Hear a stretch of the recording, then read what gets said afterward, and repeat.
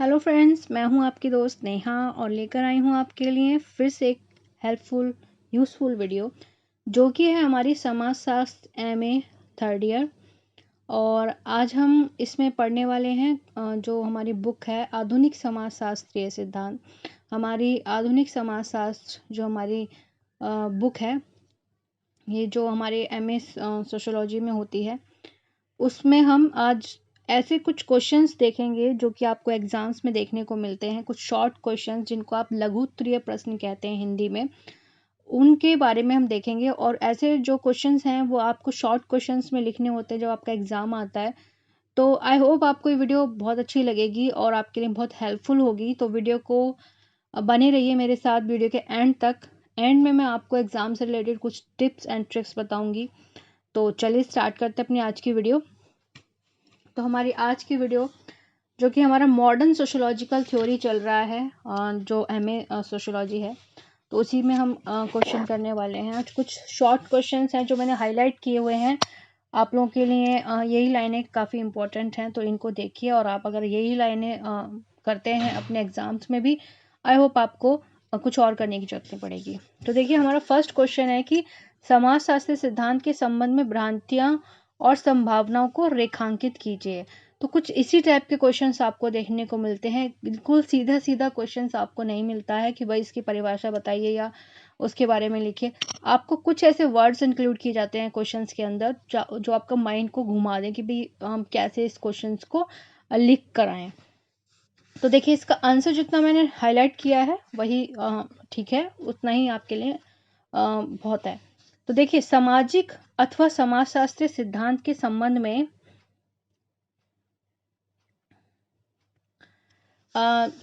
बहुत अधिक भ्रांतियां हैं। भ्रांतियां मीन कुछ जो हमें किसी के ऊपर डाउट्स होते हैं, क्योंकि इसका प्रयोग अनेक अर्थ संदर्भ एवं क्रियाओं के लिए किया जाता है।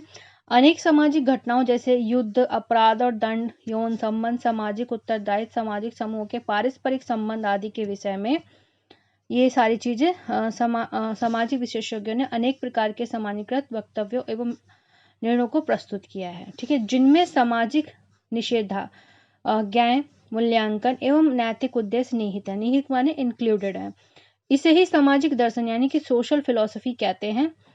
इसी प्रकार मानवीय संस्कृति के कुछ अंग जैसे आदिकालीन धर्म, नातेदारी व्यवस्था, ग्राम्य व्यवस्था, ग्राम यानी कि गांव की व्यवस्था इत्यादि में भी कुछ ना कुछ क्रमबद्ध यानी कि सीरीज वाइज सिस्टमैटिक थॉट्स पाए जाते हैं और इन्हें भी सामाजिक सिद्धांत मान लिया जाता है। ठीक है, हम ये मॉडर्न सोशियोलॉजी में पढ़ रहे हैं।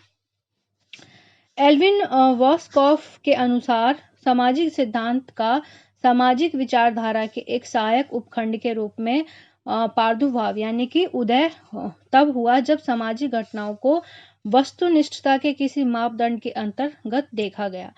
वस्तुनिष्ठता के ऊपर मेरे चैनल पर काफ़ी अच्छी वीडियो है जो कि मुझे लगता है कि आपको काफ़ी हेल्प करती है इस चीज़ को समझने में कि वस्तुनिष्ठता यानी कि ऑब्जेक्टिविटी क्या होती है।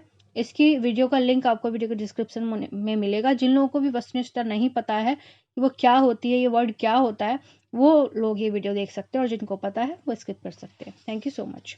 तो देखिए, वस्तुनिष्ठता के किसी मापदंड के अंतर्गत देखा गया है और जब सामाजिक दार्शनिक सामाजिक घटनाओं की उस रूप में व्याख्या और सामान्यीकरण करने लगे जिस रूप में वे घटित हुई हैं, ना कि उस रूप में जैसी उन्हें होना चाहिए, जिस रूप में उन्हें होना चाहिए था। समाजशास्त्र सिद्धांत मानवीय सामाजिक अंतरक्रिया की प्रगति, प्रतिमान एवं गत्यात्मक के संबंध में व्याख्या एवं भविष्यवाणी करने में सक्षम है। तो हमने पहले भी पढ़ा है, मॉडर्न सोशियोलॉजी भी हमें यही पढ़ाती है कि सामाजिक सिद्धांत जो होते हैं वो कहीं ना कहीं मानवीय समाज में उथल पुथल, उनकी क्रियाएं, उनका रहन सहन, उनके बारे में एक व्यापक विस्तार में हमें बताती हैं। अगर हम अपने आसपास देखते हैं तो हम उतना ही समझ पाते हैं, लेकिन अगर हम समाजशास्त्री सिद्धांतों के द्वारा चीज़ों को देखते हैं तो हमें बहुत सारी चीज़ें समझ में आने लग जाती हैं। ठीक है, फिर हमारा नेक्स्ट क्वेश्चन है तथ्यों एवं सिद्धांतों के संबंध बताइए। तथ्य एवं सिद्धांत परस्पर संबंधित हैं। तथ्य और सिद्धांत के बारे में भी मेरी इंडिविजुअल वीडियोस हैं दोनों टॉपिक्स पर मेरे चैनल पर, वो भी आप देख सकते हैं। आपको तथ्य और सिद्धांत अच्छे से समझ में आ जाएंगे। और तथ्य जहाँ सिद्धांत का निर्माण करते हैं वही सिद्धांत तथ्य संकलन की दिशा का निर्धारण करते हैं। दोनों के संबंध को निम्न प्रकार से समझा जा सकता है। तथ्यों की सिद्धांतों के लिए आवश्यकता, जो हमारे डाटा होते हैं उनके लिए सिद्धांतों की क्या आवश्यकता होती है। किसी नए सिद्धांत के निर्माण में, पुराने सिद्धांत के परीक्षण में, पुराने सिद्धांत को पुनर्परिभाषित करने में। ठीक है, तो जब भी हम कोई नया सिद्धांत बना रहे होते हैं तो कहीं ना कहीं हमें पुराने सिद्धांत की भी आवश्यकता पड़ती है। हम पहले देखते हैं कि अब आप जैसे देखिए कि हमारी जितनी भी पुरानी मूवीज उठाकर देखेंगे, अब जो हमारी नई मूवीज बनती है, आपने जोधा अकबर देखी हो, आपने बहुत सारी ऐसी मूवीज देखी हैं जो हमारे ऐतिहासिक चीज़ों पर बनी हैं, तो कहीं ना कहीं उन मूवी को बनाने के लिए हमें पहले वाली जो पुरानी मूवी बनी हो इन टॉपिक्स पर, या इतिहास में जो चीज़ें हुई हों, उनको समझने की ज़रूरत पड़ती है, उनको खंगालने की ज़रूरत पड़ती है, और उसके बाद हम कोई स्क्रिप्ट लिख पाते हैं, हम उसके बाद कोई थ्योरी बना पाते हैं और एक मूवी तैयार करते हैं पब्लिक के देखने के लिए। तो उसी तरह सिद्धांत और तथ्य एक दूसरे से बिल्कुल अपने आप में सम्मिलित हैं, अपने आप में एक रूप लिए हुए हैं कि जब हमें तथ्य या सिद्धांत, हमें सिद्धांत चाहिए होते हैं, पुराने सिद्धांत चाहिए होते हैं नए सिद्धांत को गढ़ने में। ठीक है ना, आई होप मैं आपको अच्छे से समझा पाई हूँ। पुराने सिद्धांत को अवैज्ञानिक घोषित करने में तथ्यों की आवश्यकता होती है। वास्तव में तथ्यों से ही सिद्धांतों का निर्माण होता है। जो हमारे पास डाटा होता है, हमारे पास जो भी चीज़ें होती हैं, हम उनसे ही अपना नॉलेज लगाकर सिद्धांतों को बनाते हैं। ठीक है, तो समाजशास्त्री सिद्धांतों के आधार बताइए, हमारा नेक्स्ट क्वेश्चन है। नहीं, हमारा जो इसका दूसरा पॉइंट था, सिद्धांतों की तथ्यों के लिए क्या आवश्यकता होती है। तथ्य संकलन की सीमाएं निर्धारित करने में, तथ्यों के वर्गीकरण तथा तथ्यों को अंतर संबंधित करने में एवं तथ्य के आधार पर सामान्यीकरण करने में सिद्धांतों की आवश्यकता पड़ती है। फिर हमारा नेक्स्ट शॉर्ट क्वेश्चन है, समाजशास्त्री सिद्धांत के आधार बताइए। अगर मैं कहूँ कि हमारे यूपी साइड में जो एग्जाम्स आते हैं उसमें हमें पेपर, जब मैंने एग्जाम दिए थे एमए के, तो उसमें शायद 5 क्वेश्चंस आते थे लॉन्ग क्वेश्चन करने के लिए। उसमें से हमें 3 क्वेश्चंस अटेम्प्ट करने होते थे लॉन्ग, और हमारे 10 क्वेश्चंस आते थे शॉर्ट क्वेश्चंस, जिसमें से हमें 5 करने होते थे। और हमारे जो short questions, very short questions आते थे 10 या शायद 8, कुछ इस टाइप के क्वेश्चंस। उसमें हमें एक एक नंबर के शायद वो क्वेश्चंस होते, हाँ 10 क्वेश्चंस होते थे एक एक नंबर के, वो हमें सारे करने होते थे, उसमें कोई ऑप्शन नहीं होता था। ठीक है, तो आई होप इस टाइप का पेपर आता है। अभी मैंने न्यूली एग्ज़ाम्स नहीं देखे हैं, एग्ज़ाम्स पेपर नहीं देखे हैं। अगर मिलते हैं तो मैं आपको साथ ज़रूर शेयर करूँगी इस टाइम के जो एग्ज़ाम्स के पेपर हैं। आप वैसे देख सकते हैं, गूगल पर भी देख सकते हैं। तो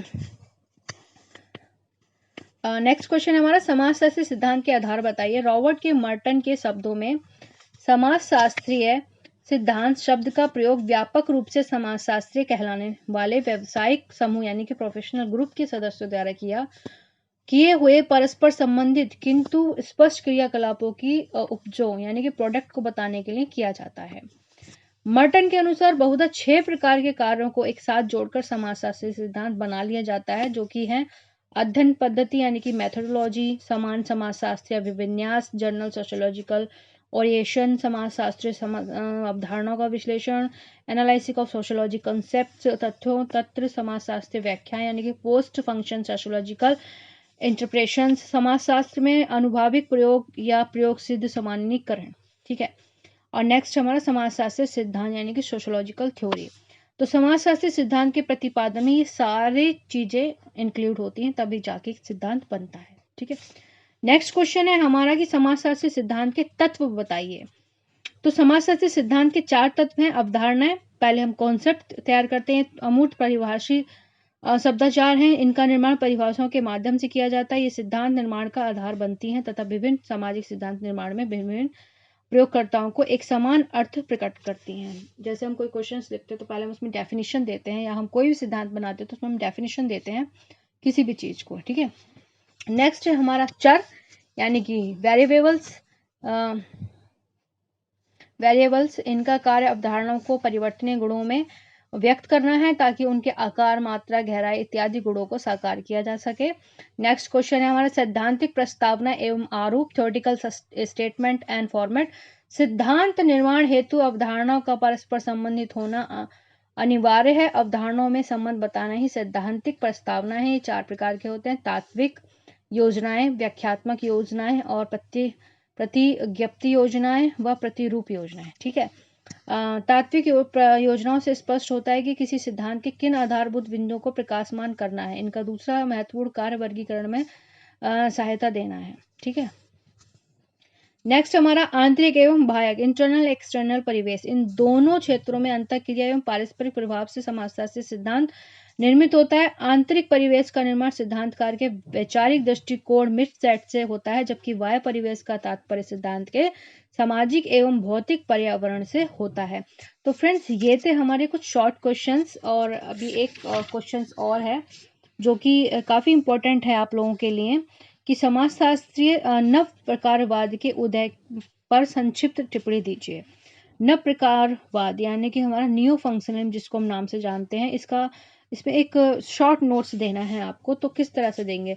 नव प्रकारवाद ऐसे आंदोलन का सूचक है जो पार्सन्स द्वारा शुरू किया गए मानदंड संबंधी तत्वों के केंद्र बिंदु से अलग है। इसके द्वारा प्रकार्यात्मक मॉडल के भीतर निर्माणकारी प्रतिक्रियाओं के रूप में शक्ति, विरोध और सामाजिक संघर्ष के तत्वों की शुरुआत करके सामाजिक सामंजस्य तथा एकता को बनाए रखता है। ठीक है, कुछ इस तरह की कोटेशन देंगे। उसके बाद नव प्रकारवादी समाजशास्त्र में पार्सन्स की पूर्व उपस्थिति सामूहिक सामाजिक क्षेत्र एवं सामाजिक व्यवस्था में योगदान मिलता है, लेकिन जबकि पार्सन्स अपने व्यवस्था सिद्धांत में आकस्मिक पर्याप्त अवधारणा को लागू नहीं कर पाए थे, अलेक्जेंडर ने संकल्पवाद को एक अधिक खुली अवधारणा का समर्थन किया। ठीक है, अलेक्जेंडर ने नव प्रकारवाद को आगे बढ़ाया। तो नेक्स्ट हमारा क्वेश्चन आता है कि समाजशास्त्र सिद्धांत की प्रमुख विशेषताएं बताइए, कि समाजशास्त्र सिद्धांत में क्या विशेषताएं हैं। तो इसका अर्थ है कि इन्हें देखा या छुआ नहीं जा सकता है। समाजशास्त्र सिद्धांत अनुभव सिद्ध तथ्य परकता एवं सामाजिक अनुसंधान का आधार होते हैं, यानी कि रिसर्च करके तैयार किए जाते हैं। समाजशास्त्र सिद्धांतों का आधार वैज्ञानिक रूप से अवलोकित एवं एकत्रित किए गए वस्तुनिष्ठ तथ्य होते हैं। सांख्यिकी पद्धति के प्रयोग से विश्लेषित करके निष्कर्ष निकाले जाते हैं तथा पर्याप्त निष्कर्षों की जांच की जाती है। नेक्स्ट, समाजशास्त्री सिद्धांत सार्वभौमिक प्रकृति के होते हैं, अर्थात उन पर स्थान एवं काल का कोई विशेष प्रभाव नहीं पड़ता है। समाजशास्त्री सिद्धांत के निर्माण के लिए तर्कपूर्ण प्रविधियों का प्रयोग किया जाता है। समाजशास्त्री सिद्धांत की प्रकृति सामान्य, अर्थात ये सामान्य सामाजिक जीवन, व्यवहार एवं सामाजिक घटनाओं के संबंध में सामान्यीकरण होते हैं। समाजशास्त्री सिद्धांत साधन न होकर साधन है। ठीक है, समाजशास्त्री सिद्धांत मूल निरपेक्ष होते हैं। इसका अर्थ है कि वे किसी भी प्रकार की नैतिकता से बंधे नहीं होते हैं। तो फ्रेंड्स, ये थे हमारे कुछ शॉर्ट क्वेश्चंस। आई होप आपको समझ में आए होंगे। आप इनका स्क्रीनशॉट ले सकते हैं। जब मैं वीडियो रिकैप करके आप इनका स्क्रीनशॉट भी ले सकते हैं। तो देखिए, मैंने आपको स्टार्टिंग में बताया था कि मैं आपको एक टिप्स एंड ट्रिक्स दूंगी एग्जाम्स के बारे में। तो जब भी आप अभी एमए का, जिन लोगों का भी एग्जाम्स है, बीए के एग्जाम्स है, या जो भी आपके एग्जाम्स हैं, आप किसी भी क्लास में, उन सभी के लिए टिप्स फॉलो होती है। मैंने अपनी लाइफ में अप्लाई करी है। देखिए, जब भी आपका एग्जाम आता है तो आपने देखा होगा कि कोई भी क्वेश्चन आपको बिल्कुल सटीक नहीं मिलता है, कि भाई इसमें आपको पूछा गया इसकी डेफिनेशन दीजिए और ये ऐसे बताइए। कुछ ना कुछ ऐसे घुमा फिरा के क्वेश्चन आपसे पूछे जाते हैं, तो आप थोड़ा सा कंफ्यूज हो जाते हैं कि यार इसका आंसर हम क्या लिखें। लेकिन कहीं ना कहीं आपको जब भी कोई क्वेश्चन पूछा जाए तो उसमें आप देखिए कि उसमें, अगर जैसे कि अभी इसमें विशेषताएं पूछी गई हैं, तो आपने शॉर्ट क्वेश्चन में आपको इसकी सिर्फ विशेषताएं बतानी है। अगर लॉन्ग क्वेश्चंस होते हैं हमारे, तो लॉन्ग क्वेश्चंस किस प्रकार में होते हैं, जैसे कि अभी मैं आपको एक क्वेश्चन दिखाती हूँ कि नव मार्क्सवाद से आप क्या समझते हैं, और मार्क्सवाद के इस विभिन्नता को स्पष्ट कीजिए। ठीक है, तो इस क्वेश्चंस में आप जब भी कुछ लिखेंगे तो उसमें मार्क्सवाद की जो भी डेफिनेशंस होंगी उनको पहले इंक्लूड करेंगे। तो जब भी आप लॉन्ग क्वेश्चंस करने जा रहे हैं तो सबसे पहले आप थोड़ा सा उसको पैराग्राफ कीजिए, फिर उसके बाद उसकी 1, 2, 3 मैक्सिमम 4 डेफिनेशंस जरूर दीजिए। चाहे वो आप एक अपनी भी बना के लिख सकते हैं, या जो राइटर्स हमारे समाजशास्त्री हैं उनकी भी जरूर लिखिएगा। 4 डेफिनेशंस जरूर दीजिए अगर आपको एक अच्छे नंबर चाहिए तो। फिर आप उनको, अगर विशेषताएं पूछी हैं तो विशेषताएं हमेशा आप पॉइंट वाइज लिखिए, और कोशिश कीजिए कि जो विशेषताएँ हैं बिल्कुल क्लीन होनी चाहिए, घुमा-फिरा के आप ना लिखें, क्लीन लिखें। भले ही अपने वर्ड्स में बनाकर लिखें, लेकिन उनका मतलब सही हो और विशेषताएँ हमेशा पॉइंट्स वाइज़ लिखें। जितना एग्ज़ाम्स में क्वेश्चन्स लॉन्ग क्वेश्चन्स को आप पॉइंट वाइज़ करेंगे, उतने आपको अच्छे नंबर मिलेंगे। ना कि पैराग्राफ्स एक पूरा पेज भर दिया आपने और उसमें कुछ समझ में नहीं आ रहा, एग्ज़ामिनर को नहीं समझ में आएगा तो वो आपको नंबर नहीं देगा। तो मेरा जितना अभी तक एक्सपीरियंस रहा है उसमें यही कि लॉन्ग क्वेश्चंस में आप जितना हो सके अपने जो आंसर्स हैं उनको पॉइंट वाइज़, नंबर वाइज़, जैसे अभी मैंने आपको दिखाई विशेषताएँ नंबर वाइज़ दीजिए। डेफिनिशंस भी जब आप लिखते हैं तो डेफिनिशंस के आगे भी नंबर लिखिए, 1 definition, number 2 definition, number 3 definition, और कोशिश कीजिए कि जो आपने डेफिनिशंस को डाला है उसको ऐसे करके और उसको हाइलाइट करें, फिर उसके आगे के अनुसार इस तरह से डेफिनिशंस को पूरा करें। आई होप मैं आपको सही चीज़ बताने की कोशिश कर रही हूँ और आप तक पहुँच भी रही हो। तो अगर वीडियो पसंद आ रही है फ्रेंड्स और आपको लगता है कि हमारी यूज़फुल वीडियो है तो इसको लाइक कर दीजिए। आपका हर एक लाइक मेरे लिए इम्पोर्टेंट है और अगर आपको पसंद आ रही है वीडियो, आपको लगता है कि किसी और की हेल्प हो सकती है, तो इसको आगे फॉरवर्ड या शेयर कर दीजिए। Thank you so much. और एक ट्रिक्स और कि जब आप लॉन्ग क्वेश्चंस करते हैं तो कोशिश कीजिए कि 3 या 4 पेज तो इनफ होने ही चाहिए उसमें, और जितना आप उसको पॉइंट वाइज लिखेंगे, परिभाषाएँ उसमें डेफिनिशंस देंगे, पैराग्राफ्स आप स्टार्टिंग में देंगे, और जब आपकी जो विशेषता है वो ख़त्म हो जाए उसके बाद एक उपयुक्त चीज़ों से पता लगता है, इस तरह का कुछ थोड़ा-सा लिख देंगे तो उसमें आपको बहुत अच्छे नंबर आप कैच कर पाएँगे। कोशिश कीजिए कि वर्डों को क्लियर लिखें, बिल्कुल भरा-भरा ना लिखें, जैसे इसमें लिखा हुआ है, थोड़ा-सा डिस्टेंस ले लेके लिखा हुआ है, उसी टाइप से आप लिखेंगे तो आपको नंबर ऑफ कोर्स बहुत अच्छे से मिलेंगे। हो सकता है जब आप लिख रहे होते हैं आपके हाथ में या पेन थोड़ा-सा घबराहट की वज़ह से आपका जो पेन है वो नहीं अच्छे से चल पाता है, आपके हाथ काँपने लगते हैं। तो इन चीज़ों को दूर करने के लिए जब भी आप तैयारी कर रहे हो अपने एग्ज़ाम की तो कोशिश कीजिए कि जितना आपको याद आ रहा है ना, आप उसको एक रफ़ कॉपी पे लिख-लिख के याद करिए। वो इससे आपकी लिखने की जो स्पीड, आपके हाथों की जो ग्रिप है वो बन जाएगी। दूसरी, आपको जितनी भी लिखने की प्रैक्टिस हो जाएगी, आप कम टाइम में बहुत सारा लिखने की प्रैक्टिस कर पाएँगे। तो मेरा ये एक्सपीरियंस रहा है कि जब भी मुझे पेपर की तैयारी करनी होती तो मैं एक रफ़ कॉपी लेके बैठती थी अपने साथ, और जितनी भी चीज़ें मुझे लर्न आती थी, मुझे याद हो जाती थी, मैं उनको लिख-लिख के याद करती थी, ताकि मेरे दिमाग में भरी रहे कि इस वर्ड के बाद ये वर्ड लिखना था, इस वर्ड के बाद ये वर्ड लिखना था। आई होप आपको मेरी टिप्स एंड ट्रिक्स पसंद आई होंगी, और अच्छी टिप्स एंड ट्रिक्स के साथ मैं नई वीडियोज़ पे ज़रूर हाज़िर होंगी। Thank you so much.